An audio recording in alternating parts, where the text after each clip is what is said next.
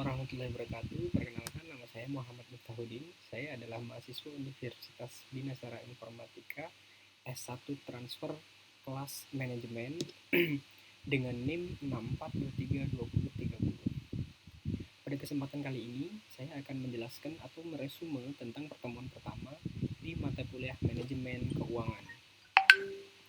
Pertama, saya akan memulai dari konsep dasar manajemen keuangan. Definisi manajemen keuangan adalah ilmu dan seni yang membahas atau mengkaji tentang bagaimana manajer keuangan untuk mencari dana, mengelola, dan membagi dana dengan tujuan memberikan profit, keuntungan, atau kemakmuran bagi pemegang saham dan perusahaan.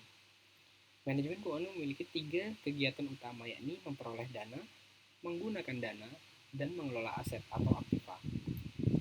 Selanjutnya, perkembangan ilmu manajemen dan teori keuangan.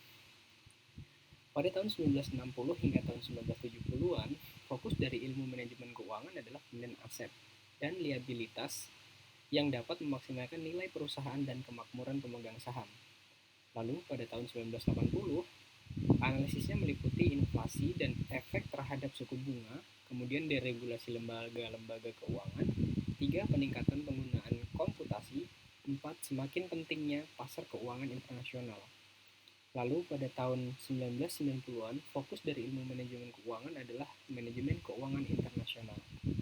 Sedangkan untuk perkembangan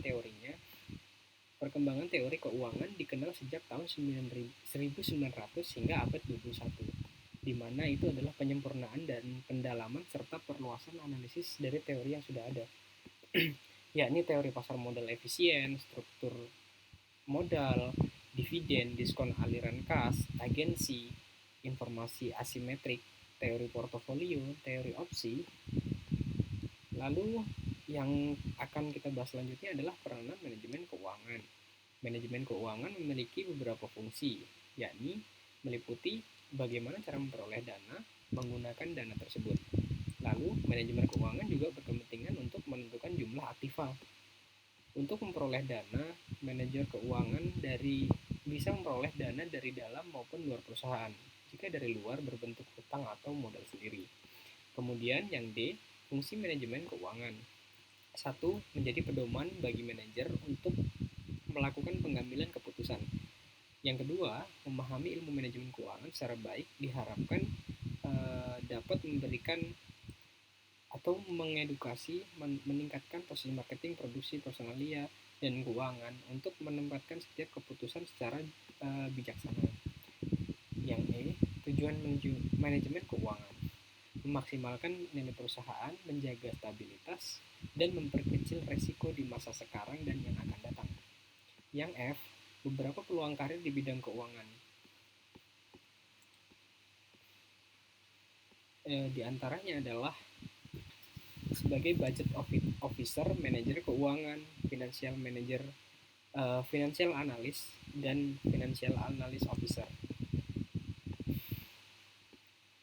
Lalu fungsi keuangan, analisis aspek keuangan dari seluruh keputusan, meliputi keputusan alokasi dana dan keputusan pembiayaan atau keputusan struktur modal perusahaan.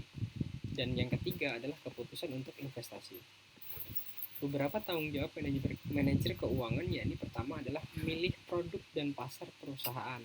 Nomor 2, strategi untuk riset investasi, produksi, pemasaran, dan penjualan. Nomor 3, seleksi. Nomor 4, perolehan dana. Nomor 5, penyesuaian jika lingkungan dan persaingan berubah.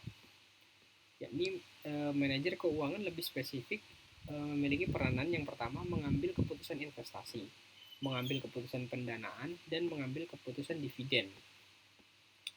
Keputusan-keputusan manajemen keuangan diantaranya adalah pertama, penganggaran modal, yang kedua, struktur modal, yang ketiga adalah modal kerja.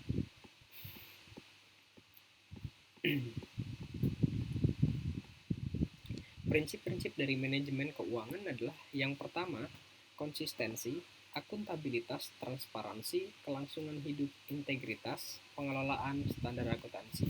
Nah, demikian adalah penjelasan singkat tentang manajemen keuangan atau teori dan ilmu dasar dari manajemen keuangan.